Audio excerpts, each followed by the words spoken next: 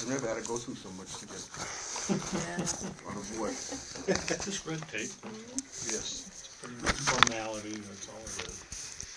Tells you about your insurance, all kinds of other good stuff. Welcome to the Commonwealth. Thank you. And welcome aboard. Yep. I've got a lot to learn, I can tell you that. People who want to get involved. That's good. All right, we're gonna move along to citizens' time. Yes, sir. I'm reading this for Bruce Kumsky. And it's in regard to It's in regard to the meeting on the 12th. anything on the agenda tonight? I don't know. Point of order. If it's not on the agenda tonight, it should be. Is it not citizens' time? It is, but it's pertaining to items on the agenda tonight. So citizens can only talk about things on the agenda. Correct. That's part of it. Okay, is the meeting of the 12th on the agenda? We approve minutes of the agenda, but it's not on the agenda to be a topic of discussion tonight. Okay, well, then I'd like the record to show that If it's a letter, it should be sent to us and made an agenda item.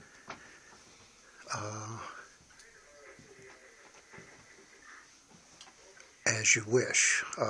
I don't know the rules of order necessarily, but it was my understanding that citizens' time you can. Well, that's been our understanding, and citizens' time has got kind of out of control. It's really, citizens' time is for items that are on the agenda for citizens to speak about. Okay, and can you point And to if you'd the. like it to be on the agenda, we are more than glad to put it on the agenda.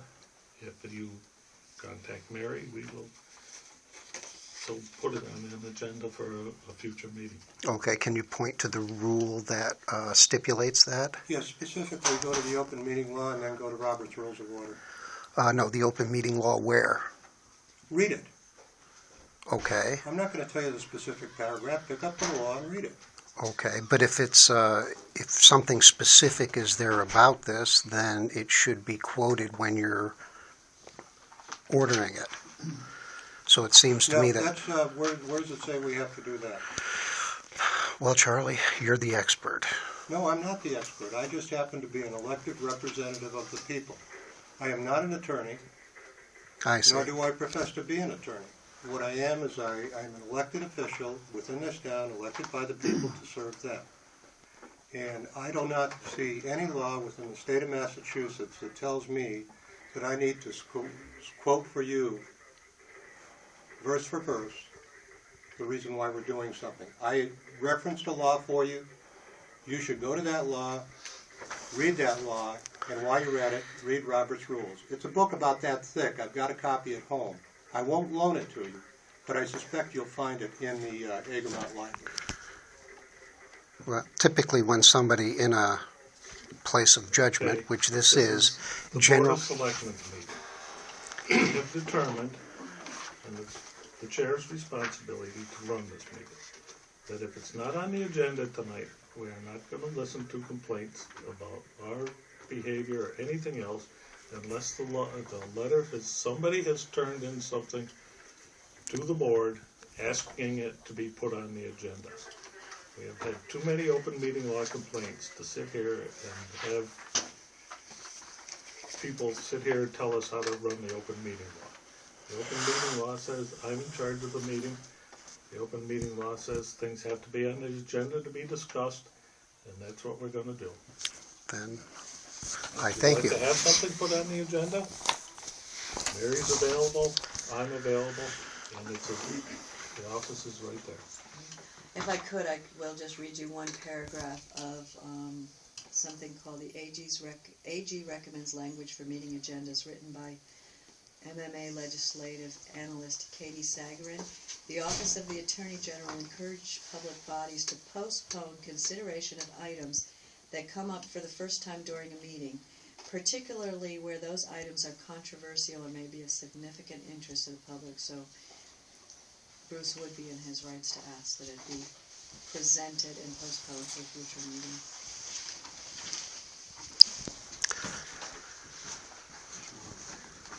Yes, sir. Yeah, since this is the citizens' time, and you say we have to talk about things that are on the agenda.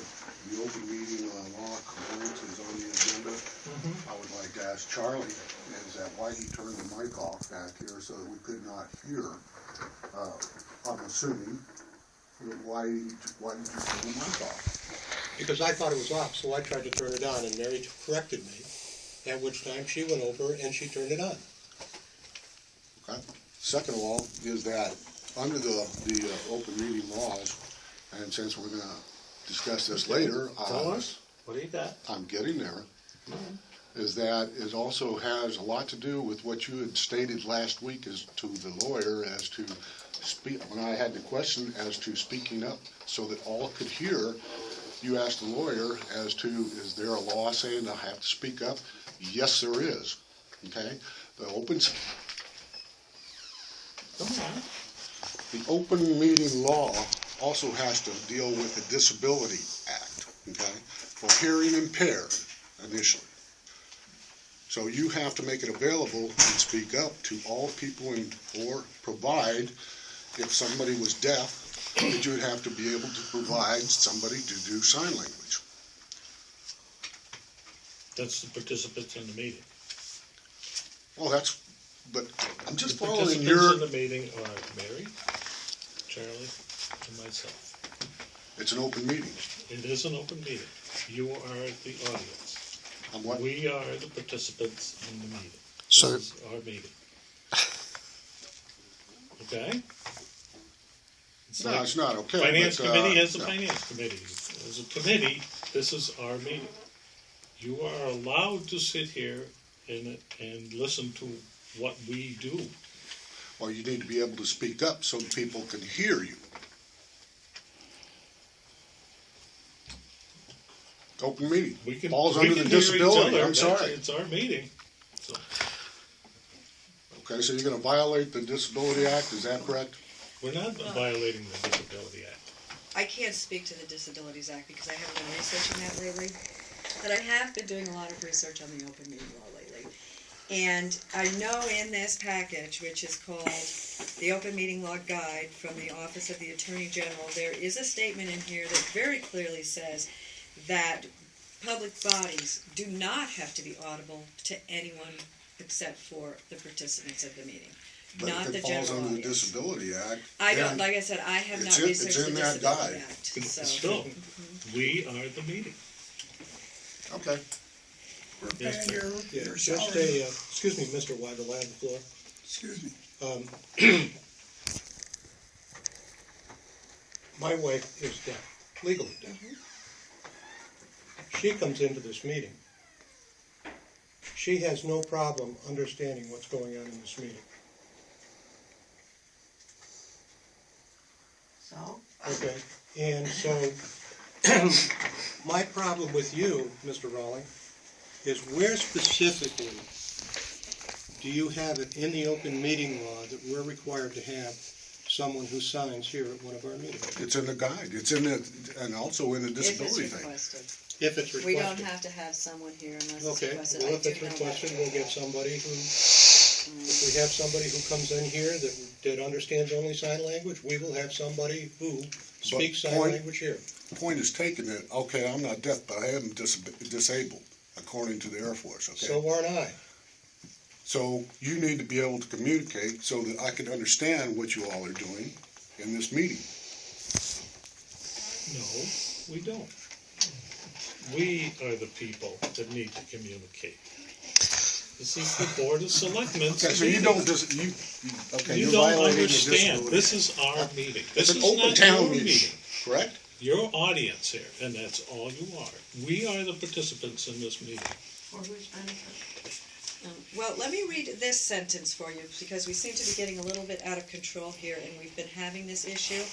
While the public is permitted to attend an open meeting, an individual may not address the public body without permission of the chair.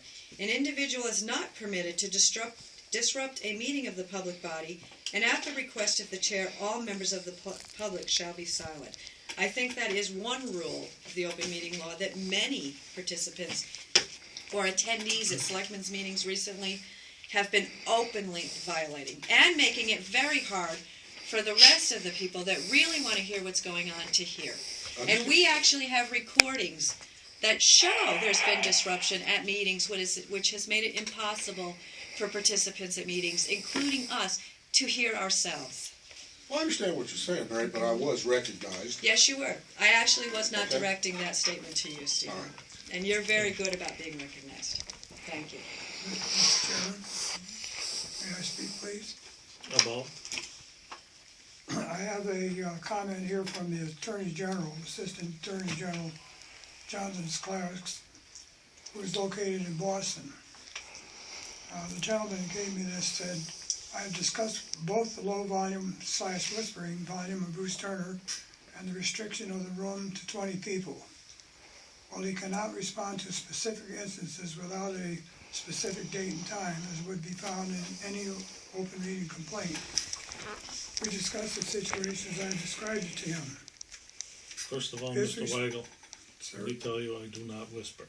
pardon? I do not whisper. I speak in my normal May tone of I have voice. the floor, sir? I will speak, Mr. if I may, Mr. please. Weigel, His response don't regarding the understand. volume of the speaker was that the conversation must be clear and audible so members of the public can hear.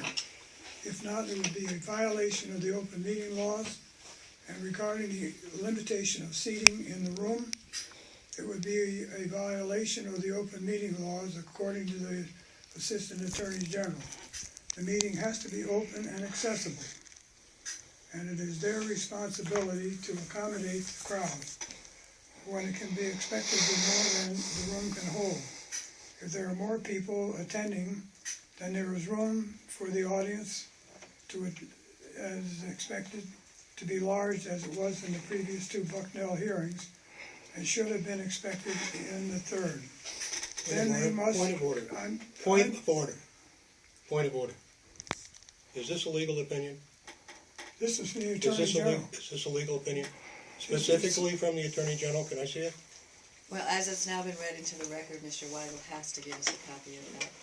That is part I of the have to open finish meeting my law. statement if I may, please. I'm just about done, then you can look at it. Then they must find a suitable location to accommodate them. That's from the Assistant Attorney General of Massachusetts. And the rest of that is not for your purvey. Mr. Flynn, that's my copy. Mr. Your Weigel, you copy need will to, get back. under the open meeting law, you need to supply us with a copy. I'm not of done with this yet. Please give that back to me. well, that doesn't look like an official, anything official from Doesn't the look Attorney anything General. official to me. Well, you better figure out who that Assistant Attorney General is, and that's what he told one of our members. We'll have our attorney talk to the You Assistant better Attorney do General. that. Thank you. I mean, that's nothing official from the state of Doesn't look official to Massachusetts, me. for sure. Well, And you're reading it you as an official never record. try to teach your pig to sing, because all you do is waste your time. And Point upset the pig. point of order. Point of order. We have an item on the agenda tonight that deals with two open meeting law complaints. To sit here and beat around the bush and talk around suspected or possible open meeting law complaints, I think is out of order. Because these are issues that appear to have data that could be controversial and could be brought up at a future date. If these people will kindly submit this information to you so that we can place it upon our agenda, we will then talk about it at our next meeting. But the two agenda items that we have tonight deal with specific open meeting law complaints that we are required by law to respond to. That is the only thing that we do tonight as far as the open meeting law is concerned. Correct. Kevin, can you give us a copy of Mr. Kumsky's letter so that we can put it on a future agenda? I would have to give it back to him and allow him to do so. I was asked to read it and asked for it to be put in the record, so I'm sure he will be happy to give you a copy of it and have it put on the agenda.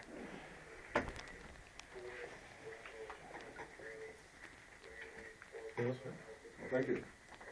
Okay. First of all, this is the citizen's comment. I'm going to bring it up one more time. You said we discussed things on this. Charlie's out of order. in my opinion, due to the fact, point of order. You're gonna stop right there. This is not your meeting, this is my meeting. Well, I understand. You're gonna stop right there. We're not gonna have a finger pointing. Okay, Okay? that's fine. I'm not gonna, take that back. But first of all, this is, how can you comment on something if you don't know? Point of order. These are the point of order. We're supposed to blow it down. We're gonna talk about this, we will talk about it at a future meeting. But we're not gonna sit here and haggle back and forth and point fingers. This is a democratically elected body, democratically elected to conduct the business of the people, and that is the business that we will conduct. Mr. Chairman? We are done conducting citizen stuff, I can see that right now. So are we adding an agenda item for the next meeting, open meeting or debate? Well, it's a meeting all debate. Mr. Chairman? And we will have our local attorney. Mr. Chairman? May I speak?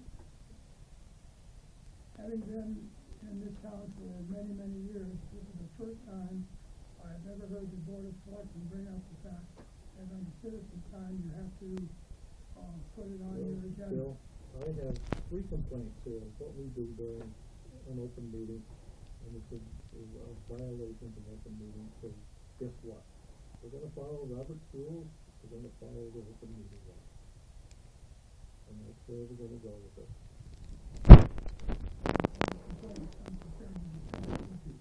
It's on the agenda later on. So we're gonna move along to any conversations. Ray, you wanna speak tonight at all? Well, you're a town official. Everything's fine with me. Are we gonna bill for the month of August? It has been, combined billing, and as far as I know, we're gonna get September billing. You got a billing for a month and a half. So 1st of September, we're Approximately. gonna start doing it. Yeah, that's when Jack was on leave. So he and Mary are supposed to be doing this, I hope. As far as I know. Yep, Jack and Mary did the bills that went out August 2nd together. I've been doing all of the payments since then in the computer system, and we're going to do the billing together next week, and after that I'll be doing it myself. I did, excuse me, I've seen you asked me. I did get an email from Mary about a different program gonna be a possibility for the billing. Other than that, that's the first I know about it. Did you look at the water billing program in Samaria? That's the information she gave us. Oh, is it from Savannah? Yeah. Software, Yeah, so, same people. okay. Okay, we're gonna go to our electricity supply. So as soon as our contract runs out next month, Yeah, we've got a contract for electricity supply with Hampshire Council of Governments. And if we don't notify them, it's just gonna automatically renew. And I didn't know if we wanted to consider making any sort of a change. Can't really say that we've been seeing savings, but I think we've been seeing stability. And we may not necessarily see that if we remained with National Grid, so.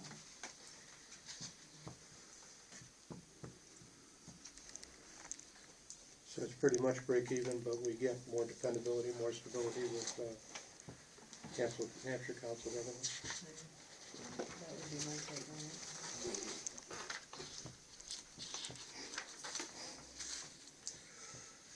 so what do you wanna do? I'm certainly fine with continuing for another year. I move to remain with the Hampshire Council Governments for the electrical supply contract. Any further discussion? All those in favor? So we got a street light on 94 Hills. We don't have street light there, that's the question. We've had a request to install a street light at 94, or in the vicinity of 94 Hillsdale Road. I just gave you a map so you can get some idea of where that is. Riley's Pond as you're sort of going up the hill there, just before Regina Heights. Is an older woman complaining that it's very dark in the area. And right now, I want to say there's 27 streetlights in town, and we pay about $250 a month, in the range of $250 to $300 a month for those lights. Do we have any say in what they're putting up? They tend to all be the same. Those vapor. Because I'd recommend they put up what are they, LEDs? What about the abutters? Yeah, we could ask them if they're. Because We I don't remember, generally get these requests, so, I mean, Yeah. usually a light's put up at the town's request, not a resident's request. I remember they put up a street light a long, long time ago at the corner of Jug End and Avenue, at the top of the hill. Because it was thought it would make that corner safer. And a number of people right there, well, we don't have a number, 3 people. All 3 people that abutted that street light wanted it taken down. And it caused them a lot of consternation while they went through the process of getting that street light taken down. Our illustrious chief had proposed it, but had never bothered to talk to the neighbors. It caused them an awful lot of inconvenience. We can ask the abutters if they would support a light in that area. That same side of the street, some of the houses are fairly close to the road. On the other side of the street, they're not really, they're set back a little. Yeah, but I think I know to Charlie's comment and all due respect and caution. Yeah, but don't They have to do be a make a lot of process. light. They do. They do. Alright, we'll do that. Oh, it's finally raining.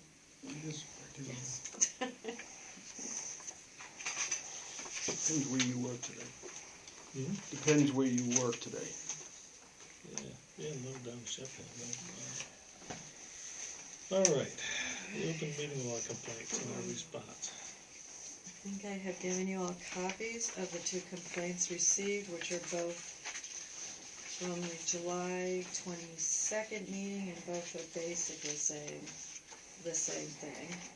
In fact, they're saying, let's see, that people could not be heard, and there was a lack of appropriate number of seats.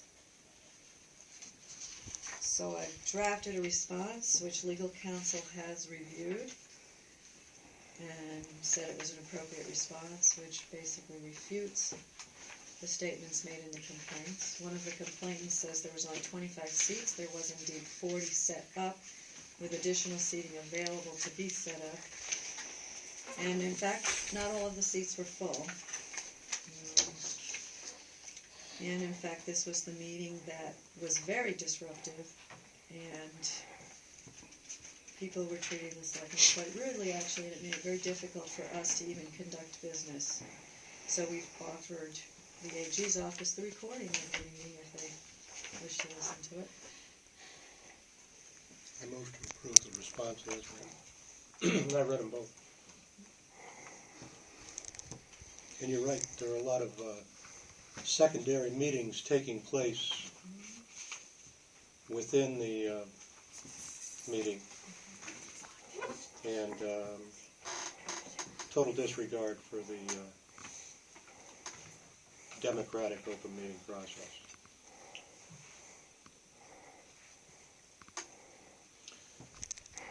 So you made a motion. Yes. Is there any further discussion? I also read it. And if each have it. Mr. Chairman, will I, as one of the complainants, will I get a copy of, You certainly will. As required by the open meeting law, you will get a copy in the mail. I'm sorry, I said, as required by the open meeting law, you will receive a copy of the Thank you. response. You're welcome. So all those in favor? Aye. Aye. That's opposed, none. Okay, Here's the 2. what do you got there? The 2, I don't know if they're in that folder or not. Oh, I don't You'll have know, to but sign if it. not, there's 2 to be signed. Okay, Historic Preservation Grant Screening Committee. I've sent the draft request for proposals onto the state along with the advertisement and the graphics of the signs that we need. So we need to form a screening committee to review the proposals when they come in, and Susan Batchelder, who wrote the grant, has proposed that Bruce Turner, because you're the project manager? Project something. And myself, because I'm in the office, herself, Elliot Snyder, who's the chair of the Historical Commission, a local builder, and I haven't really touched base with all of those. And she's also thinking that a representative Berkshire Regional Planning Commission, but I don't know if we would get that as a free service. So I'd have to check I'm on not that. quite sure what we'd need them for, because they're certainly being reviewed by the state. Yes. What if we had the building inspector? The past, current, or future one? Past. Now, what are we doing here? We're actually gonna go out for RFP now. Yes, we are, To hire an engineer, to hire an engineer to or do an the structural architect, or study. whatever. A licensed architect engineer. And somebody that presumably does historic preservation stuff. They actually have to have 3 or 5 years experience doing that. I can't remember now which it is, but they do have to have that. And a degree. So we're probably only gonna get a few applicants. Do we need a 5-member committee? You got Ted sitting right over there, you thought about asking him to volunteer? That's true, I didn't, to No. tell you the truth. We'll have to volunteer for it.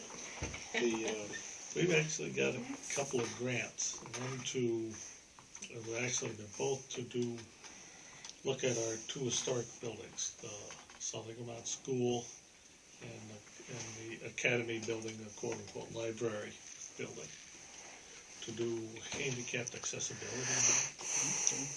I'll do that. I'm not licensed in Massachusetts. So Well, all we'd you're be doing licensed. is reviewing our proposals. Okay. All we'd be doing would be, we've got some grant money from State Historical Commission.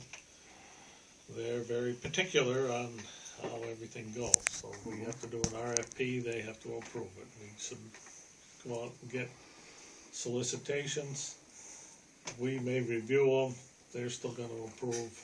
We actually hire, they do the work, they approve the work. It's kind of their, Right. they're actually more than rubber stamping, they're reviewing everything that we do. They have a guideline, that's printed guideline already? Yes, they do, actually. 'Cause I imagine the school would be one and the library would be different. Actually, what we're doing is kind of one and the same right now. Okay. They're more looking to preserve the historical nature of the buildings more than the school may be a little more complex, given its 'Cause once you condition right now. Once you mention the handicap part too. Yeah, That's in both of the RFPs. that's basically what we're initially starting with, is the handicap accessibility. Okay. But if you're interested, then, I'll try. you know, it's more reviewing an RFP and potentially sitting down with architects and designers to see who's the better Something- fit for the jobs. Something you pick up when you do senior citizens homes, nursing homes, schools, libraries. So, So you wanna form that committee then without a representative from regional planning? I don't think we need somebody. I don't think we need regional planning. I mean, I think we've got the state people looking over our shoulder enough without having the planning people. So what do you want, how many members do you want? That would be 5.